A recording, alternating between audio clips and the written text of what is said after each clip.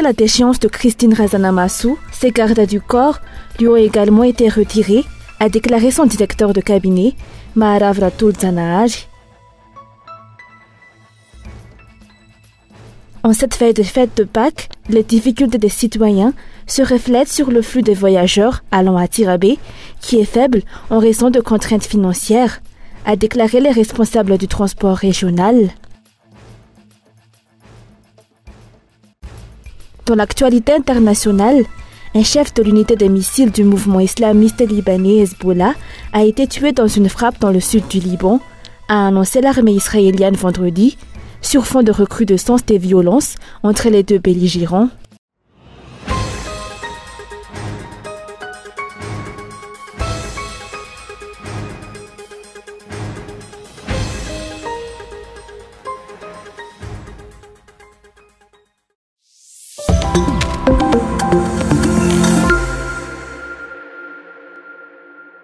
Suite à la déchéance de Christine Razanamasu, ses gardes du corps lui ont également été retirés, a déclaré son directeur de cabinet, Maharav Ratul Zanahari. La plateforme de soutien de la présidente de l'Assemblée nationale, Ama Zang, a affirmé que ce régime piétine les principes fondamentaux qui définissent un État en réaction aux violations commises par la Haute Cour constitutionnelle dans cette affaire de déchéance.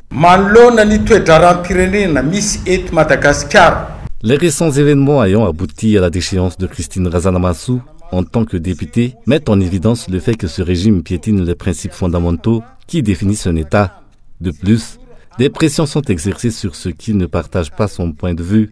En tant que plateforme Pan-Amazang, nous condamnons fermement cette décision de la HCC et la manière dont elle a été prononcée. Christine Razanamasu est une femme qui a osé se lever pour chercher des solutions aux problèmes actuels dans le pays. Selon les explications, la situation actuelle démontre que la Haute Cour constitutionnelle ne fait que satisfaire les intérêts des dirigeants en place. Les observateurs de la vie nationale soulignent que la démocratie à Madagascar est en danger.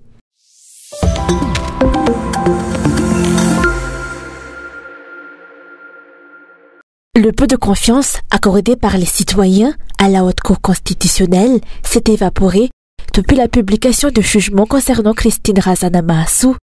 Selon le Vuvuzela, compte tenu de la méthode de travail de cette institution jusqu'à présent, il n'y a plus d'espoir pour l'état de droit et l'égalité de tous devant la loi dans le pays. Bien que le président de la HCC ait déclaré le 20 mars son intention de faire régner l'état de droit, à peine un mois ne s'est écoulé que cette institution a démontré son manque de neutralité. La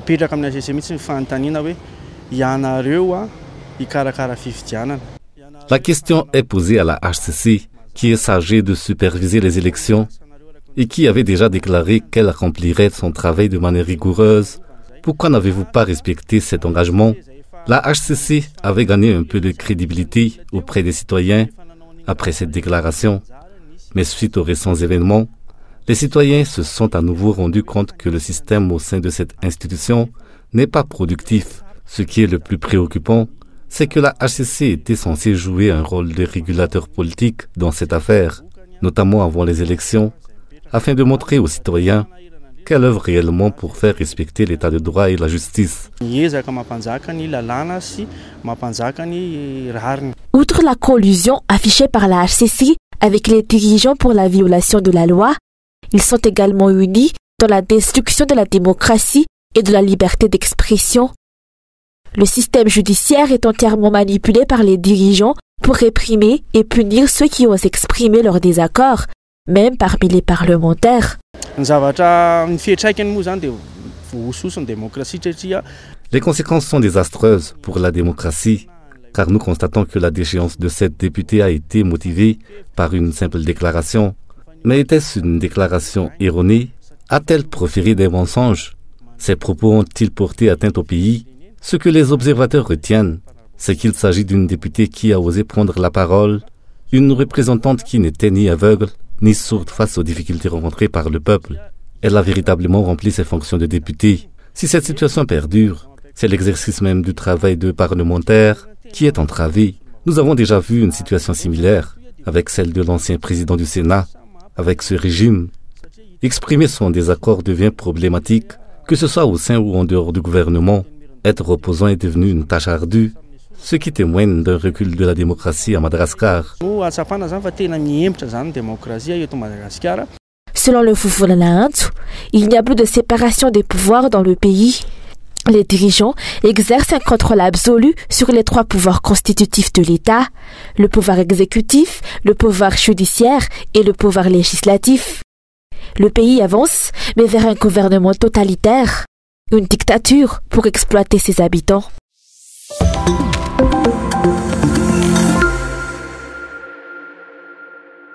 Une centaine de salariés d'Air Madagascar et de Tsaradi risquent de se retrouver au chômage en raison d'une éventuelle réduction des effectifs au sein de la compagnie de transport Madagascar Airlines, a affirmé aujourd'hui le président du syndicat des agents de Air Madagascar. Cette déclaration fait suite aux propos tenus le 21 mars par le directeur général de Madagascar Airlines, annonçant une réduction du nombre d'employés de la compagnie en raison des pertes financières et des difficultés profondes qu'elle rencontre. Après une conférence de presse, Madagascar Airlines. Après la conférence de presse du directeur général de Madagascar Airlines, les agents d'Air Madagascar et Tsaradi ont pris la parole. Il est important de rappeler que nous sommes toujours des employés d'Air Madagascar et de Tsaradi, n'ayant pas encore signé de contrat définitif avec Madagascar Airlines, face aux menaces de licenciement ou de réduction du personnel, avec ou sans consensus. Les employés craignent pour leur avenir. C'est pourquoi nous nous sommes réunis aujourd'hui afin de discuter de nos idées et suggestions pour faire face à cette éventuelle réduction du personnel.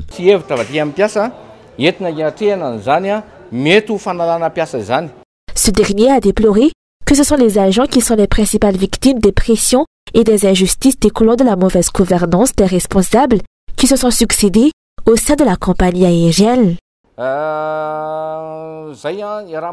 Les discussions vont bon train et certains critiquent le fait que Madagascar Airlines dispose de peu d'avions tandis que le nombre d'agents est excessif. Nous reconnaissons que le nombre d'employés est effectivement élevé. Cependant, les difficultés actuelles de la compagnie ne sont pas imputables à ses agents. Au fil des années, plusieurs dirigeants se sont succédés. Chacun devrait assumer ses responsabilités. Mais à présent, ce sont les agents qui subissent tous les blâmes. Cette situation perdure depuis 2009 et nous avons déjà tenu des conférences de presse à ce sujet. Les problèmes politiques à Madagascar ont été l'une des principales causes de la détérioration d'Air Madagascar. Jusqu'à présent, le redressement de la compagnie aérienne Madagascar Airlines reste difficile en raison de divers problèmes, ont souligné les parties prenantes. Outre la dette et le manque d'avions, le prix du carburant continue d'augmenter à Madagascar, ce qui ne fait qu'aggraver la situation de la compagnie aérienne.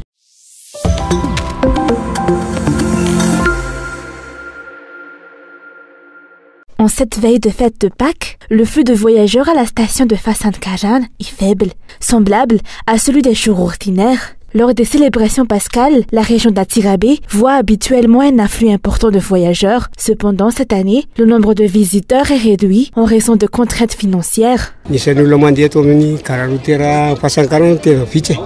Les voyageurs sont peu nombreux. Les taxi-brousses ne quittent pas la station tant qu'ils ne sont pas complets. Cette situation est diamétralement opposée à celle de l'année dernière, où la période pascale était caractérisée par un fort afflux de voyageurs. Cette fois-ci, le nombre de voyageurs se rendant à Antsirabe est nettement réduit. Le tarif du voyage le long de la route nationale numéro 7 a augmenté de 5 000 ariages pendant cette période de Pâques, alors que le tarif habituel pour se rendre à Antsirabe est de 15 000 ariages. Il est maintenant passé à 20 000 ariages. Ce matin, nous avons constaté une forte affluence des voyageurs, mais celle-ci s'est progressivement réduite au fil de la journée. En collaboration avec le ministère, l'Agence des transports terrestres et la Direction des transports à Vaknankart, des mesures ont été mises en place pour assurer la sécurité des voyageurs. Depuis ce matin, 160 véhicules ont pris la route en direction de la RN7, ligne régionale. Malgré la diminution du nombre de voyageurs, le tarif reste fixé à 20 000 ariacs pour cette période, comme convenu avec le ministère. Pour contrer les transports illégaux qui se manifestent chaque année, des contrôles sont renforcés par l'Agence des transports terrestres et la station de Fasan Kajan. Néanmoins, on observe une augmentation de flux de voyageurs en direction d'Atanfouti.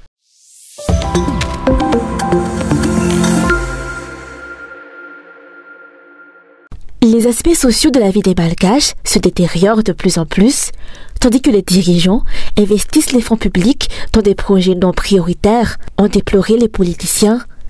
Plusieurs milliards d'ariages ont été alloués à la réalisation de ces projets, tels que le projet de téléphérique ou encore l'autoroute reliant Atanlajiv à Tomasd. Mais leur mise en œuvre prend un retard considérable. Les citoyens expriment leur frustration face à cette situation, soulignant que la paupérisation croissante de la population est le résultat direct de la mauvaise gouvernance des dirigeants et du manque de considération pour les besoins sociaux. En observant les citoyens, il est indéniable que leur existence est difficile. Je me pose la question de savoir quelle pourrait être la solution à cette situation. Les projets tels que les téléphériques et autres initiatives sont bien, mais je crois humblement que les aspects sociaux devraient être prioritaires.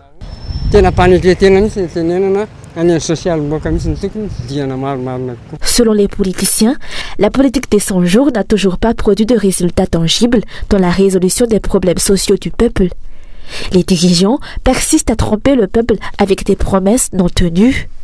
Ny gouvernemanta nanome zatoandro ny président public nanome zatoandro gouvernemanta hiadiana amin'izay fahatrana sy navalazao salomahoaka zay. Le président a donné 100 jours au gouvernement pour lutter contre la pauvreté et se concentrer sur le social. Je me demande si ces 100 jours ont été productifs, mais si l'on regarde de manière générale, les Malgaches continuent de s'appauvrir. Le gouvernement n'est pas capable d'apporter des solutions, seulement des tromperies. Qu'a-t-il fait durant ces 100 jours? Rien du tout. Et de ce fait, les difficultés des citoyens continuent de s'intensifier. Andradzuel a accéléré et intensifié la pauvreté des Malgaches.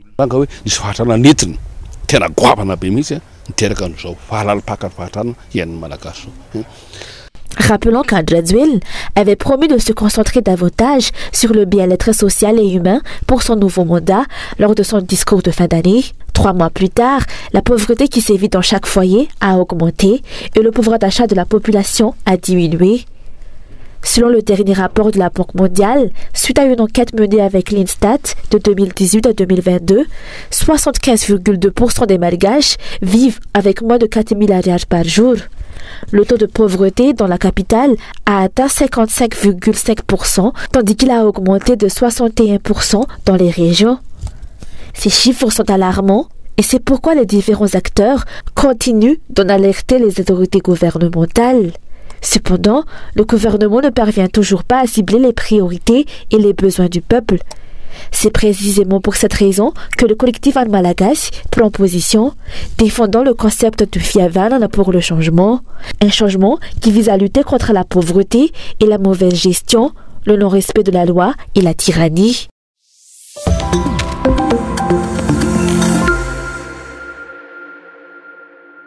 Le nombre de sinistrés suite au passage du cyclone Gamal a maintenant atteint 86 999, soit 21 740 foyers. Selon le rapport du Bureau national de gestion des risques des catastrophes, vers midi, le nombre de décès s'élève à 18 personnes et 4 personnes sont toujours portées disparues. Selon les dernières informations, environ 18 540 maisons ont été complètement inondées et 646 cases se sont effondrées. En réponse à cela, 23 397 personnes ont dû être déplacées. De plus, environ 1698 hectares de rizières ont été complètement inondés et 665 hectares ont été ensevelis par du sable. Les alertes émises dans certaines régions pour fortes pluies et violence du vent ont été levées selon le centre de prévision météorologique aujourd'hui. Cependant, les dégâts laissés par ce cyclone sont immenses, selon le rapport du BNCRC, notamment les dommages causés à de nombreuses infrastructures et aux routes nationales. Il est impératif que le gouvernement établisse une stratégie claire pour faire face à ces catastrophes naturelles avant qu'elles ne surviennent.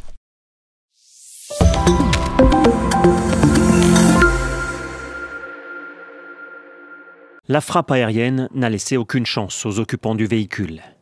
À l'appui de ces images filmées à Bazourieh au Liban, l'armée israélienne affirme avoir tué Ali Abdel Hassan Naïm, l'un des chefs de l'unité des missiles du Hezbollah.